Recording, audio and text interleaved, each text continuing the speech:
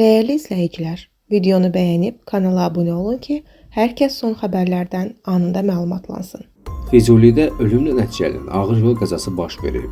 Xəbər verilir ki, hadisə ötən gecə rayonun Qayıdış qəsəbəsi arasında qeydə alınıb. Belə ki, rayon sakini olan kişi cinsli şəxsin idarə etdiyi VAZ 2107 markalı avtomobillə hərəkətdə olarkən qarşısında gedən traktorun qoşqusuna çırp olub. Qəza nəticəsində minik avtomobildə sərnişin qismində olan sürücünün oğlu 10-cu sinif şagirdi hadisə yerində dünyasını dəyişib. Ağır xəsarətlər alan sürücü dərhal Füzuli rayon diaqnostika mərkəzinə çatdırılıb. Faktla bağlı araşdırma aparılır. Zaqatala şəhərində yol nəqliyyat hadisəsi baş verib.